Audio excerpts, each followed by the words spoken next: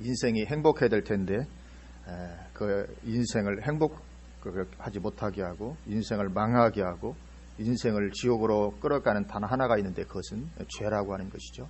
죄는 인생을 망하게 하고 영원한 지옥으로 끌어가게 됩니다.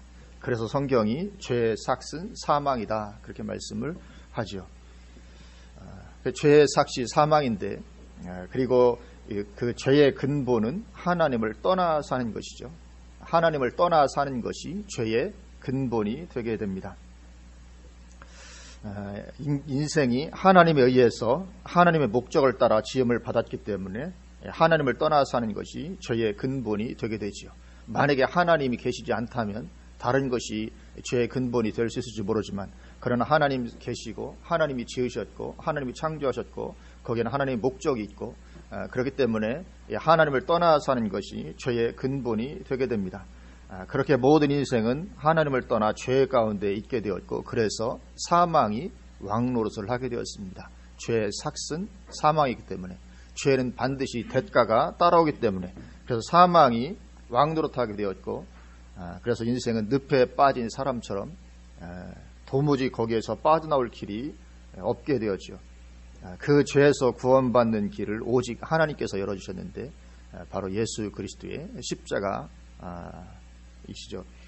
그래서 예수님은 내가 곧 길이요 진리요 생명이니 나로 말미암지 않고는 아버지께로 갈 자가 없느니라 그렇게 말씀하십니다. 내가 곧 길이요 진리요 생명이다. 그리고 예수님을 떠나면 거기에는 길도 없고 진리도 없고 생명도 없는 것이 되죠. 오직 예수님만이 길이고 진리고 생명이고 그렇기 때문에 예수님으로 말미암지 않고는 하나님 계신 천국에 들어갈 수 없느니라 그렇게 말씀을 하고 있습니다. 그래서 우리는 십자가에서 우리의 죄 문제를 해결하신 예수 그리스도를 믿음으로 죄에서 건짐받고 하나님의 자녀가 되게 되지요. 그리고 그렇게 구원받은 하나님의 자녀들에게 하나님은 가장 큰 계명을 주십니다. 그것이 뭐냐면 하나님을 전 존재를 다해 사랑하라는 것이죠.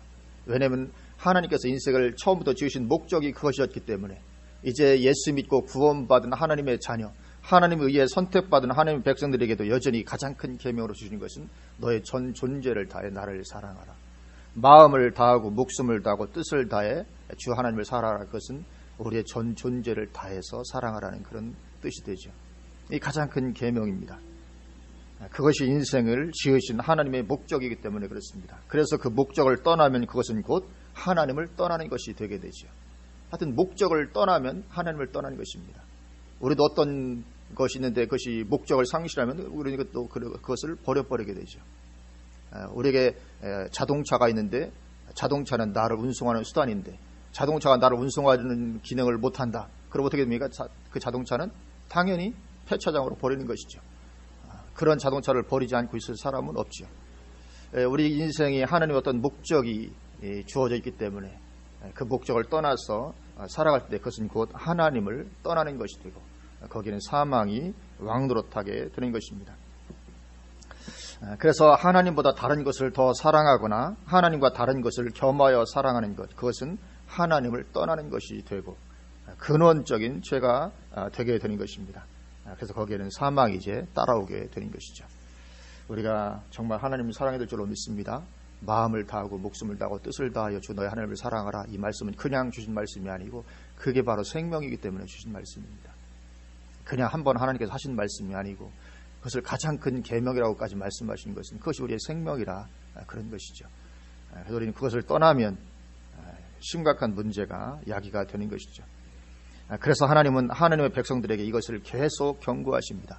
구약에서도 그러하고 신약에서도 그러하십니다. 하나님은 어제나 오늘과 변함이 없으시죠. 구약시대 하나님이나 신약시대 하나님이나 변함이 없으십니다. 그래서 구약시대 하나님의 백성들에게나 신약시대 하나님의 자녀들에게나 하나님을 사랑하라는 것은 동일한 것입니다. 그래서 그것을 떠나면 하나님을 떠나는 것이고 그러면 사망이 왕노릇하게 되는 것이고 그래서 한 번 구원을 받았을지라도 또다시 하나님을 그렇게 떠나게 될 수 있다는 거죠. 구원받고 하나님의 자녀가 되었음에도 그렇게 하나님을 떠날 수가 있다. 하나님을 사랑하지 않게 될 수 있다는 것이죠. 다시 사망이 왕노릇하는 그런 가운데 들어갈 수 있다는 것입니다. 그래서 사도 바울도 두렵고 떨림으로 너희 구원을 이루라 그렇게 말씀하고 있죠. 두렵고 떨림으로 너희 구원을 이루라. 아니 내가 예수 믿고 한번 구원받아서 하나님 자녀가 되고 천국 갈 건데 왜 또 구원을 두렵고 떨림으로 이루라고 하냐. 그 이유가 있는 거죠. 우리는 처음 예수 믿고 구원의 감격을 체험할 때야 너무 좋죠. 이거 누구나 다 처음 정말 예수님 만나고 하나님의 자녀가 될 때 이런 경험과 이런 감격을 체험하게 됩니다. 세상이 다 내 것 같고 나를 위해서 창조된 것 같고 내가 주인공인 것 같고 그렇죠. 그러나 그 후에 우리는 또 두렵고 떨림으로 그 구원을 끝까지 이루어 가야만 하는 것입니다. 언제까지나 그런 감격이 나에게 늘 있는 것이 아니기 때문에 그래서 그런 감격이 나에게 있을 때는 우리는 하나님을 사랑하죠. 당연히. 그러나 그것이 계속 지속되지 않을 수 있기 때문에 그래서 우리는 그 구원을 두렵고 떨림으로 끝까지 이루어 가야만 하는 것입니다. 왜냐하면 구원받은 후에도 하나님과 다른 것을 겸하여 사랑하거나 하나님보다도 그런 것들을 더 사랑하게 될 수 있기 때문에 그렇습니다. 그리고 그것이 바로 죄의 근본이기 때문에 그렇죠. 그래서 오늘 본문이 있는 스가랴 5장 앞부분에 6번째 환상이었던 날아가는 두루마리 환상, 우리 지난주에 말씀했었죠. 그 환상에서도 그것을 경고했었죠. 구원받은 후에, 회복된 후에라도 다시 끊어질 수 있다는 것입니다. 그래서 5장 3절 보면 그가 내게 이르되 이는 온 땅 위에 내리는 저주라. 도둑질하는 자는 그 이쪽 글대로 끊어지고 맹세하는 자는 저쪽 글대로 끊어지리라 하니 끊어진다는 것입니다. 회복의 은혜를 누린 후에도 그렇게 될 수 있다는 것입니다. 그래서 경고하시는 거죠. 4절 만군의 여호와께서 이르시되 내가 이것을 보냈나니 도둑의 집에도 들어가며 내 이름을 가리켜 망명되이 맹세하는 자의 집에도 들어가서 그의 집에 머무르며 그 집을 나무와 돌과 아울러 사르리라 하셨느니라 하니라. 완전히 망하게 되고 말 수가 있다는 거죠. 그 집을 나무와 돌과 아울러 사리라. 완전한 패망과 멸망을 당할 수가 있다는 거죠. 그리고 오늘 본문인 5장 후반부의 7번째 환상도 유사한 내용입니다. 구원받은 후에도 계속 죄악 가운데 있으면 그렇게 끊어지고 망하게 되고 마니까 그 모든 죄악을 던져버리라. 오늘 본문에서 하고 있는 말씀입니다. 하나님의 자녀들에게는 그런 죄악이 합당치 않다는 것이죠. 오늘 본문인 7번째 환상은 에바 속에 앉은 여인의 환상입니다. 에바 속에 한 여인이 앉아 있습니다. 에바는 이스라엘에서 곡식을 측량하는 도구입니다. 우리나라로 하면 쉽게 이해하자면 말입니다. 말. 한 말, 두 말. 곡식을 담는 말이 있죠. 말. 그래서 에바는 용량이 22리터입니다. 22리터가 들어가는 것인데 형태는 다양했습니다. 한 가지 형태만 있는 것이 아니고 형태는 다양하게 어쨌든 22리터가 들어가도록 만들면 그것이 에바가 됩니다. 근데 그 에바 위는 오늘 본문을 보면 납덩이로 봉해져 있고 그 안에 여인이 앉아 있습니다. 그래서 스가랴가 묻죠. 이것이 무엇이니까? 천사가 대답합니다. 6절 보면 이것이 에바인이라 하시고 또 이르되 온 땅에서 그들의 모양이 이러하니라. 이렇게 말씀합니다.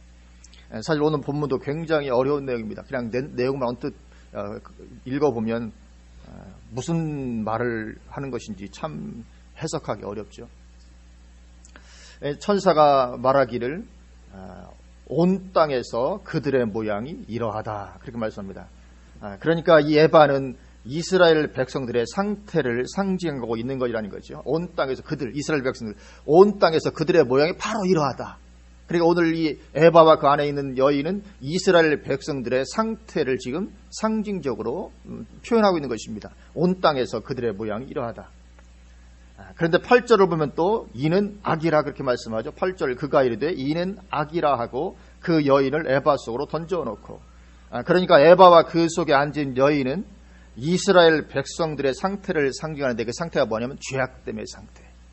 그러니까 이스라엘 백성들의 죄악을 그렇게 에바와 여인을 통해서 지금 보여주고 계신 것입니다. 온 땅에서 온 이스라엘 백성들이 그렇게 죄악 가운데 있다는 거죠.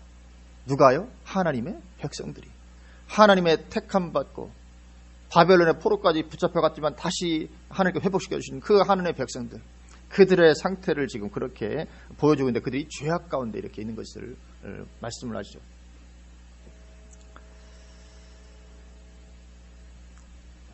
그래서 그 죄악을 에바와 여인으로 상징해서 보여주고 있는데, 그런데 왜 하필이면 에바일까? 죄를 왜 에바에 비유하고 있을까? 이 에바는 이스라엘 백성들의 탐심의 상징과도 같은 것이었습니다. 그들은 에바의 크기를 크게 만들거나 작게 만들어 속임으로 해서 부당한 이득을 취하는 일이 비일비재했습니다. 22리터를 들어가게 딱 만들어야 되는데 그렇게 만들지 않고 어떤 때는 크게, 어떤 때는 작게. 그러니까 내가 물건을 그 곡식을 팔 때는 작게 해서 대서 팔고, 내가 남으로 더 살 때는 크게 해서 사고, 뭐 이런. 그래 에바를 그렇게 크게 하거나 작게 하거나 해서 속이고 부당한 이득을 취하는 그런 일들이 비일비재하여 있고, 그래서 하나님께서 이스라엘 백성들의 죄악을 지적할 때 에바를 종종 말씀하십니다. 예를 들면 아모스 8장 5절에 너희가 이르기를 월삭이 언제 지나서 우리가 곡식을 팔며 안식일이 언제 지나서 우리가 밀을 내게 할꼬, 에바를 작게 하고 세계를 크게 하여. 그러니까 밀을 세계를 크게 하여 거짓 저울로 속이며, 이 거짓 저울로 에바의 크기를 바꾸는 거죠. 에스겔 45장 10절에도 너희는 공정한 저울과 공정한 에바와 공정한 밭을 쓸시니. 그러니까 신앙이 타락하면 그 탐심 때문에 공정한 에바를 쓰지 않는 거죠. 또 신명기 25장 14절 15절에도 내 집에 두 종류의 돼 곧 큰 것과 작은 것을 두지 말 것이요. 여기 되라고 번역되어 있는데 원어로는 에바입니다. 우리 번역하면서 되로 번역했는데 원어는 에바입니다. 그러니까 너희는 내 집에 두 종류의 에바 곧 큰 것과 작은 것을 두지 말라. 큰 것 작은 것 두 개 둬놓고서 편에 따라서 이렇게 눈속임 하는 거죠. 오직 온전하고 공정한 저울추를 두며 온전하고 공정한 되를 에바를 둘 것이라. 그리하면 내 하나님 여호와께서 내게 주시는 땅에서 내 날이 길리라. 이처럼 이스라엘 백성들의 이 공정치 못한 에바는 이스라엘 백성들의 탐심의 상징과도 같은 것이었고, 하나님께서 이스라엘 백성들의 죄를 징책할 때 에바를 들어서, 말하자면 에바를 말씀하심으로 그들의 죄를 그냥 거기에 대표성으로 해서 죄를 그렇게 지적을 하는 거죠. 탐심을 에바에 담아서 꼭 에바를 속이는 그것만 있었던 것이 아닌데 죄를 그냥 거기에 이렇게 몰아서 이렇게 말씀을 하십니다. 그래서 이 공정치 못한 에바는 이스라엘 백성들의 탐심의 상징과도 같은 것이었고, 그것이 오늘 본문 4절, 지난주에 봤던 그 4절에서 이스라엘 백성들의 죄의 대표격으로 말씀하는 것이 도둑이었죠. 도둑 역시 탐심으로 일하는 것이었죠. 그래서 오늘 본문에서는 이스라엘 그 죄악의 상징으로 에바를 보이신 거죠. 그리고 이 4절에서 말했던 이 도둑과 같은 의미를 가지고 지금 에바가 등장을 하고 있는 것입니다. 그리고 또 죄를 여인과도 연결시키는데 왜 여인과 또 죄를 연결시키는가? 그것은 하나님을 사랑하는 것이 우리 신앙의 핵심이기 때문에 그렇습니다. 그래서 성경은 하나님과 성도의 관계를 남편과 아내의 관계로 말씀합니다. 하나님을 남편에, 예수님을 신랑에, 그리고 하나님의 백성들을 그 아내의, 신부에 그렇게 비유를 하죠. 그래서 성경에서 죄와 여인을 연결할 때 그 여인은 음녀가 되게 됩니다. 죄와 여인을 연결할 때 그 여인은 음녀가 되게 되죠. 그러니까 에바 속의 여인은 음녀인 것입니다. 음녀는 본 남편 외에 다른 남자를 겸하여 사랑하는 여자가 음녀인 것이죠. 그러니까 여기 에바는 사람에 대한 죄이고 그 안에 여인은 하나님에 대한 죄를 상징하는 것이라고 볼 수 있는 거죠. 에바는 사람들을 속이는 것이요. 그리고 이 음녀, 하나님에 대한 죄입니다. 결국은 5장 앞부분 6번째 환상에서 이 도둑과 망령되이 맹세하는 자와 같은 거죠. 도둑도 사람에 대한 죄였죠. 망령되이 맹세도 하나님에 대한. 결국은 10계명도 사람에 대한 죄와 하나님에 대한 죄로 나눠지는 것인데 그게 두로. 결국 그것을 말씀하는 것입니다. 같은 거죠. 이 죄의 근본을 보여주고 있는 것입니다. 그래서 그 사람에 대한 죄와 하나님에 대한 두 가지인데 사실 또 이 두 가지는 나누어지지는 않습니다. 내가 하나님께는 온전한데 사람에게는 속이고 죄를 짓고 그게 가능하지 않죠. 이 두 죄는 항상 같이 가는 것입니다. 나누기는 하지만 하나님을 눈에 보이는 형제를 사랑하지 않는 자가 어찌 눈에 보이지 않는 하나님을 사랑하겠느냐. 이게 같이 연결되는 것입니다. 사람에 대한 죄와 하나님에 대한 죄는 나눠질 수는 없는 것입니다. 죄의 근본인 거죠. 그래서 이 하나님보다 더 사랑하는 것이 있으면 음녀의 죄 가운데 있게 되는 것인데, 그 음녀, 그 음행의 죄의 대상에는 다른 신을 그렇게 하나님과 겸하여 섬기는 것도 있지만 탐심도 역시 거기에 음행에 포함이 될 수가 있는 거죠. 그래서 야고보서 4장 4절에 가늠한 여인들아 세상과 벗된 것이 하나님과 원수됨을 알지 못하느냐. 그러니 누구든지 세상과 벗이 되고자 하는 자는 하나님과 스스로 원수되는 것인지라. 그렇게 말씀합니다. 그러니까 세상과 벗된 것, 탐심을 추구하는 것, 그것도 역시 가늠한 것이다. 영적인 가늠이다. 그래 하나님 외에 어떤 다른 우상, 신을 섬겨야만 그것이 음녀가 되는 것이 아니고 하나님과 더불어 어떤 탐심도 같이 갈 때 역시 이것도 음행이 되는 것이죠. 이 두 죄는 에바와 여인은 항상 이렇게 따로 분리될 수 있는 것은 아니고 늘 같이 엮여 있는 거죠. 이처럼 세상과 벗된 것, 즉 탐심에 장악되어 살아가는 것도 하나님보다 그것을 더 사랑하는 것이므로 음녀의 죄가 되는 것이고, 또 하나님 외에 다른 신을 겸하여 섬기는 종교다운지 종교 혼합주의 역시 더 말할 필요가 없는 음녀인 것이죠. 이스라엘 백성들이 그런 가운데 있었죠. 예레미야 7장 16절부터 18절에 보면 그런즉 너는 이 백성을 위하여 기도하지 말라. 그들을 위하여 부르짖어 구하지 말라. 내게 간구하지 말라. 내가 내게서 듣지 아니하리라. 너는 그들이 유다 성읍들과 그 예루살렘 거리에서 행하는 일을 보지 못하느냐. 자식들은 나무를 줍고 아버지들은 불을 피우며 부녀들은 가루를 반죽하여 하늘의 여왕을 위하여 과자를 만들며 그들이 또 다른 신들에게 전제를 부음으로 나의 노를 일으키느니라. 그렇게 말씀하십니다. 그러나 이스라엘 백성들이 하나님을 믿고 섬기면서도 다른 신도 겸하여 섬기는 이 종교 혼합주의 가운데 그들이 있었고, 그것이 하나님의 노를 불러일으켰던 것을 보게 됩니다. 그러니까 이런 죄악들, 다른 신을 겸하여 섬기고 또는 탐심과 이 세상 사랑에 장악당해 살아가고 하는 이런 죄악들이, 다른 말로 하면 하나님을 마음을 다해 사랑하지 않는 이런 죄악들이 하나님의 백성들에게는 합당치 않다는 것입니다. 가장 큰 계명이 뭡니까? 마음을 다하고 목숨을 다해 주 너의 하나님을 사랑하라.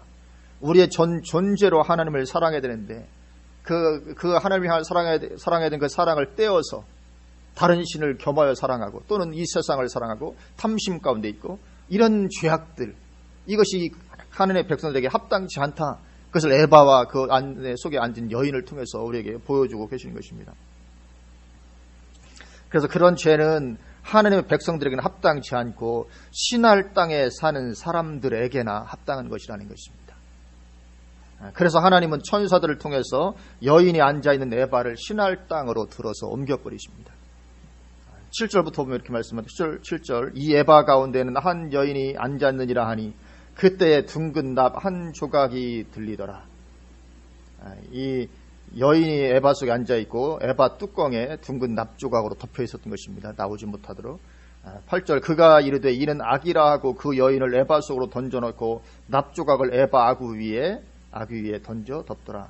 그러니까 이 뚜껑을 여니까 여인이 에바 밖으로 나오려고 했던 그런 상황으로 보여지죠.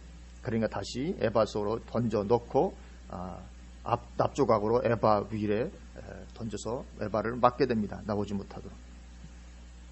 9절에 내가 또 눈을 들어본 즉 두 여인이 나오는데, 여기 두 여인은 천사입니다. 학의 날개 같은 날개가 있고 그 날개에 바람이 있더라. 그들이 그 에바를 천지 사이에 들었기로. 그러니까 두 여인으로 표현되고 있는 이 두 천사가 나와서 날개가 있고 날개 바람이 있더라. 그러니까 날개 바람이 있다. 얼마나 신속하게 막 날아가는 어떤 천사들의 속도가 대단히 빠른 어떤 그런 거죠. 하여튼 그런 걸 표현하고 있습니다. 그들이 에바를 번쩍 들어서 공중으로 들어 올렸다 그것이죠. 천지 사이에 들었기로. 내가 내게 말하는 천사에게 묻되 그들이 에바를 어디로 옮겨 가나이까 하니. 11절 그가 내게 이르되 그들이 신할 땅으로 가서 그것을 위하여 집을 지으려 함이니라. 준공되면 그것이 제 처소에 머물게 되리라 하더라. 이 제 처소라고 말씀합니다. 이러한 죄악들이 있어야 될 처소, 그것은 신할 땅이다 그런 거죠. 이러한 죄악들이 있어야 될 처소는 신할 땅이지 하느님의 백성들에게 이러한 죄악들이 있어서는 안 된다. 그래서 그 죄악을 들어서 신할 땅으로 옮기시는 거죠. 이 죄에 대한 하나님의 마음을 보여줍니다. 죄는 어디에 있어야 됩니까? 그건 신할 땅에 있어야 된다 이거죠. 신할 땅이 어디입니까? 신할 땅은 바벨탑이 세워졌던 것이 신할 땅입니다. 창세기 11장에 보면 1절에 보면 온 땅의 언어가 하나요 말이 하나였더라. 이에 그들이 동방으로 옮기다가 신할 평지를 만나 거기 거류하며 서로 말하되 자 벽돌을 만들어 견고히 굽자 하고 이에 벽돌로 돌을 대신하며 역청으로 진흙을 대신하고 또 말하되 자 성읍과 탑을 건설하여 그 탑 꼭대기를 하늘에 닿게 하여 우리 이름을 내고 온 지면에 흩어짐을 면하자 하였더니 9절에 가서 보면 그러므로 그 이름을 바벨이라 하니 이는 여호와께서 거기서 온 땅의 언어를 혼잡하게 하셨음이냐. 여호와께서 거기서 그들을 온 지면에 흩으셨더라. 신할 땅, 신할 평지를 바벨이라 부르게 됩니다. 바벨탑이 세워지고 이처럼 신할 땅은 인생들이 본격적으로 하나님을 대적하기 시작했던 곳입니다. 본격적으로 하나님을 대적한 것이 언제 어디입니까? 근원이 이 바벨탑을 쌓았던 신할 땅입니다. 죄의 근본 근원지, 죄악의 뿌리가 되는 곳. 그리고 나중에 그곳에는 바벨론 제국이 들어서게 됩니다. 지금의 이라크 땅이죠. 그리고 하나님은 죄악을 상징하는 에바와 여인을 그 땅으로 옮기십니다. 죄악은 그곳에서나 있어야 된다는 거죠. 그것이 제 초소다. 신할 땅. 하나님은 어차피 모든 인류를 다 구원할 계획을 가지시지는 않으셨습니다. 그러니까 구원받지 못할 그들에게나 죄악이 있어야 된다는 거죠. 하나님의 백성들에게 죄악이 있지 말고 구원받지 못할 그들에게나 이런 죄악을 합당한 것이다. 그렇게 말씀을 하시는 것입니다. 그리고 그 바벨론 마지막 때에는 계시록에서 말씀하는 큰 성 바벨론이 되죠. 죄악은 그곳에나 어울리는 것이라는 것입니다. 그래서 마지막 때에는 모든 죄악이 그곳에 집결되게 됩니다. 그래서 계시록 18장 5절을 보면 그의 죄는 하늘에 사무쳤으며 그렇게 말씀합니다. 그의 죄는 하늘에 사무쳤으며 하나님은 그의 불의한 일을 기억하신지라. 그러니까 죄악은 그런 곳에는 어울리지 하나님의 백성들에게는 어울리지 않는다는 것입니다. 그래서 계시록 18장에서도 내 백성아 거기서 나와 그의 죄에 참여하지 말고 그가 받을 재앙들을 받지 말라 그렇게 외치고 계신 것을 보게 됩니다. 그리고 그것은 귀신의 초소와 각종 더러운 영이 모이는 것과 각종 더럽고 가증한 새들이 모이는 것, 즉 음행으로도 가득한 그런 것이죠. 귀신의 초소, 각종 더러운 영이 모이는 것, 영적인 어떤 음행이 가득한 그런 것입니다.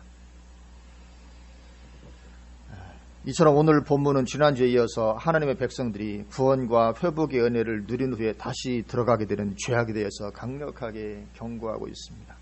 그런 죄는 신할 땅에나 어울리는 것이라는 것입니다. 그래서 너희가 그 죄악 가운데 계속 머물게 된다면 그 죄와 더불어 같이 너희도 신할 땅의 심판에 들어가게 되고야 말 거라는 것입니다. 죄의 삭은 사망이기 때문에 그렇죠. 그리고 하나님의 백성들이 짓게 되는 죄악의 근본은 영적인 간음입니다. 에바 속에 앉은 음료죠. 하나님 외에 다른 것을 더 사랑하는 것입니다. 겸하여 사랑하는 것입니다. 그것이 탐심이 되었든 아니면 다른 신이 되었든 겸하여 사랑하는 것입니다. 그래서 이 죄 가운데 거하는 것은 우리 하나님의 사람들 그리스도인들에게는 정말 합당치 않은 그런 것인 줄로 믿습니다. 우리는 정말 거룩해야 되고 정말 이 세상 사람들이 볼 때 예수 믿는 사람들을 너희들만큼은 인정해 준다. 그럴 정도가 되될 줄로 믿습니다. 세상이 다 썩어서도 너희 그리스도인들만큼만은 우리가 인정해 준다. 너희들 정말 깨끗한 사람들이다. 너희들 정말 법 없이도 살 사람들이고 너희들 믿을 만한 이런 어떤 것이 있어야 되는 거죠. 우리 말씀 한 군데 머리 찾아보시고 말씀 마치겠습니다. 우리 요한 1서 3장으로 우리 한번 가보실까요? 2절부터 제가 읽어보겠습니다. 사랑하는 자들아, 우리가 지금은 하나님의 자녀라.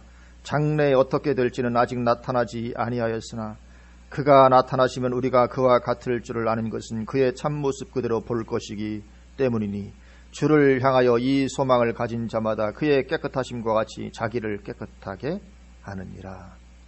여기 깨끗함, 죄악을 벗어남을 가리키는 거죠. 오늘 본문하고 같은 내용입니다. 근데 오늘 본문을 보면 2절 보면 다시 보면 사랑하는 자들아, 우리가 지금은 하나님의 자녀라. 지금 예수 믿었으니까 하나님의 자녀죠. 장래에 어떻게 될지는 아직 나타나지 않았으나 우리가 죽음 후에 예수님 재림하시니 어떻게 될지 아직 그 모습은 드러나지는 않았죠. 그러나 그가 나타나시면, 예수님 재림하시면 우리가 그와 같을 줄을 아는 것은, 예수님처럼 될 줄을 아는 것은 그의 참모습 그대로 볼 것이기 때문이니 주님 재림하시면 우리도 변화되어서 신령한 몸으로, 새로운 몸으로 되게 되죠. 그리고 주를 향하여 이 소망을 가진 자마다 그의 깨끗하심과 같이 자기를 깨끗하게 하니라. 결국은 우리를 이렇게 깨끗하게 해줄 수 있는 것은 재림의 소망, 이것이라는 것을 말씀을 하죠. 그러니까 이 세상에 소망을 두면 둘수록 우리는 죄를 벗어날 수가 없습니다. 이게 가능하지 않습니다. 이 세상에 소망을 두니까 에바를 속이는 거 아닙니까? 이 세상은 어떻게든지 하여튼 내가 유익을 누리려고. 근데 하늘나라의 소망이 크면 클수록 우리는 그것이 영원하고 이 세상은 잠깐 지나가는 나그네 길에 불과하니까 이 죄를 짓지 않게 되죠. 깨끗하게, 주님의 깨끗하심처럼 깨끗하게 자기를 깨끗하게 하는 거죠. 왜냐하면 여기서의 죄악의 상태가 우리가 죽음 후에 그대로 영향을 미치기 때문에, 영원히 영향을 주기 때문에, 내가 이 세상에 어떻게 살아가는지는 우리의 영혼을 결정하기 때문에, 그것을 안다면, 그 소망을 가지고 있다면 우리는 여기서 이 죄를 지으며 살지 않을 거라는 거죠. 왜냐하면 그것이 그대로 영향을 미치기 때문에 영원토록. 그래서 우리 그리스도에게 재림의 소망은 필수적인 신앙이죠. 주님 언제 오실려는지.